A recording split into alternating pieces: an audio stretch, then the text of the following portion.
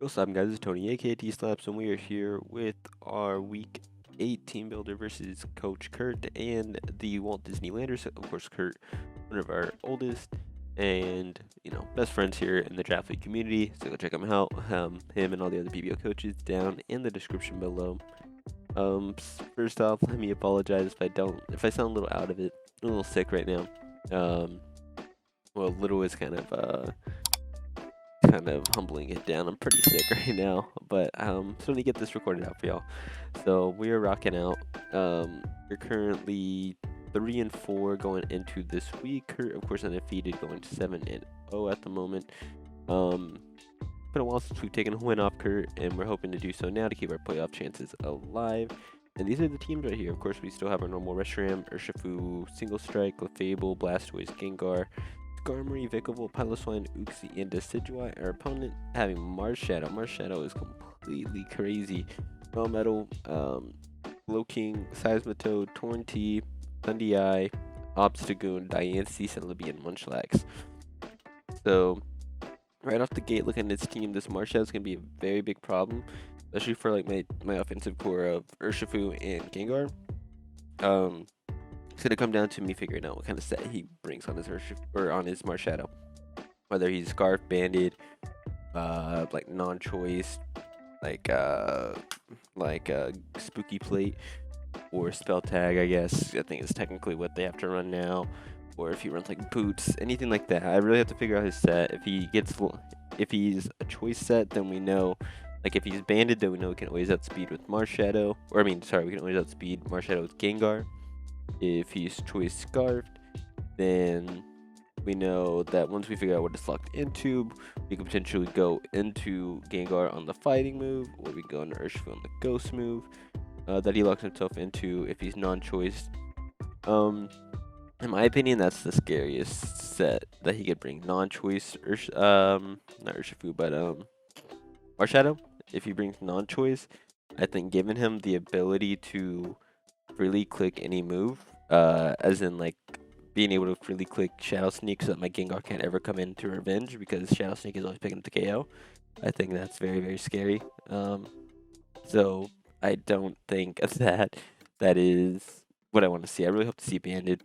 Melmetal, I don't think the Melmetal comes, to be honest. I think with Skarm, Decidueye, I'm sorry, not Skarm, Decidueye with Skarm and Vikavolt and Blastoise, I think that he doesn't really bring Melmetal this matchup. I don't think it does too much. It also lets in Reshiram pretty freely as well, which he has trouble switching into, so I don't think he brings that. Loking, it just, I don't really know what to expect from it. I'm thinking an AV4 attack set from it is probably what I'm going to see as a semi-Reshiram check. That's what I expect to see.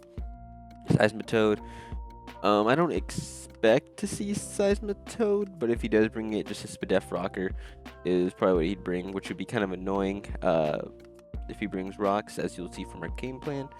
He has Torntea. Torntea is very, very scary, and also one of his main defoggers, or one of his only two defoggers, I should say. But if he has to bring defog on that, then that just limits the coverage that he has for my team when it comes to being able to Hurricane, Heat Wave, U-turn, Knockoff, Taunt. Just any of those options, I think that just him having to click defog definitely takes off an important slot from his Torntea set. But yeah, his other defogger, I guess that he could come. I think Prankster T-Waves could be kind of annoying. Have to remember that Urshifu can get Prankster T-Wave. That's something I'm probably going to forget in the battle, like, to be honest. But I definitely think that Thundy could be brought as a defogger to take some of that pressure off of Torn. Obstagoon is extremely scary for my team to switch in. Outside of Skarmory, I really don't have a great switch in into a Gut set. If you want to bring Scarf as well, that's also an option. But I think Guts with Flame Orb is very, very scary.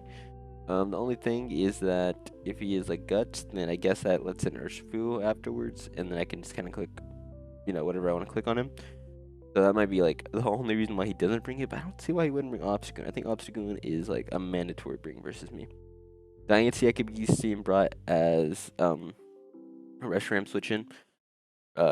Also an optimal Reshiram switch in. In Diancie, you could set up the rocks as well rather than the Seismitoad. And other than that, like it can just bring some nice coverage against my team with like Power Gym, and Earth Power and Moonblast. I think it could be fine. Celebi, I don't think Celebi comes. I think Celebi, if he brings it, he'll probably bring like some like Healing Wish Scarf set, if I had to guess.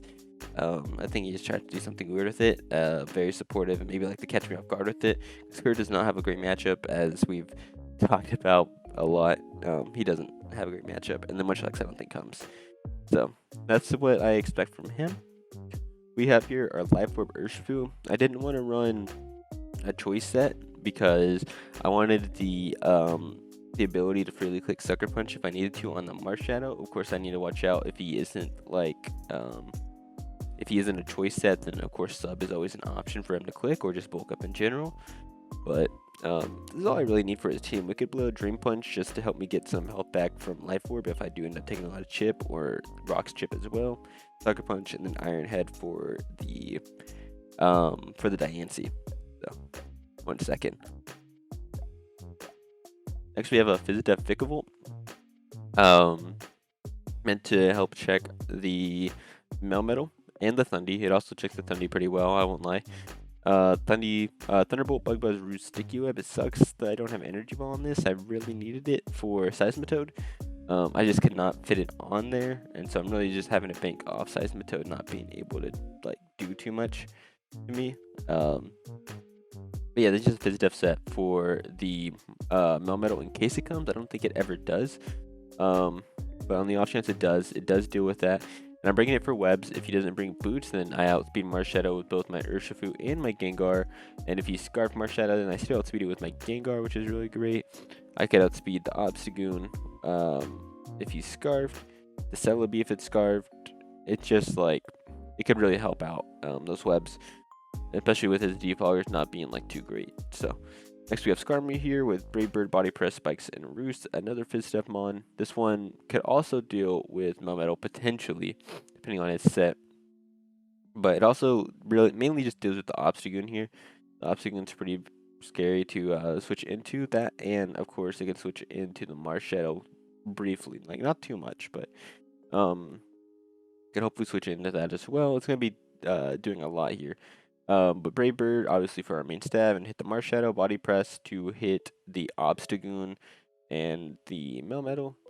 If I need to switch into this on Melmetal, I prefer to keep this specifically the Obstagoon and the Marshadow, and then I'll just let Vikavolt deal with that. Spikes, because I think Hazard Stack once again is really good against this team, and then Roost just to keep herself healthy. Next we got a Choice Scarf Gengar, Shadow Ball, Dazzling Gleam, Focus Blast, and Trick.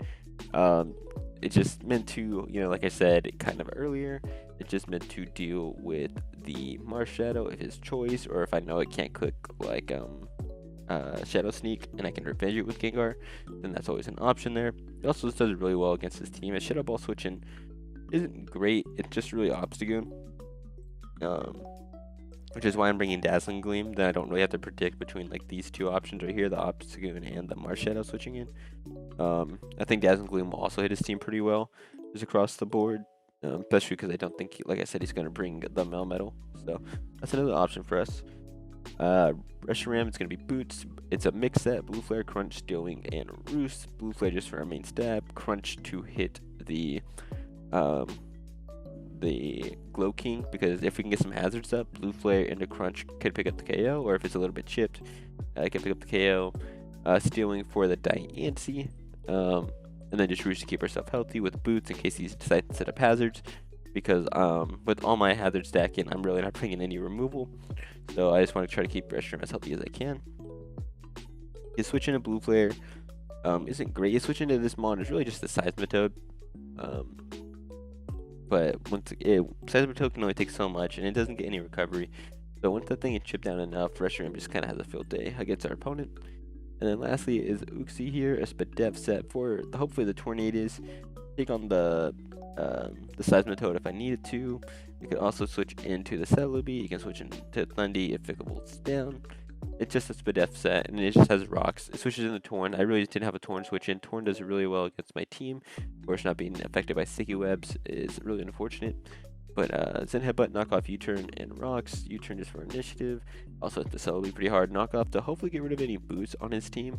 And then Zen Headbutt to just hit things hard against this team. So that's the team we're gonna bring against him. You guys will see the battle up tomorrow. And yeah. And thank you guys so much for watching. Go check out Kurt and of course all the other BBL coaches. The BBL playlist is down in the description if you guys want to check out the rest of the season. And I'll see you guys tomorrow for the battle. Peace.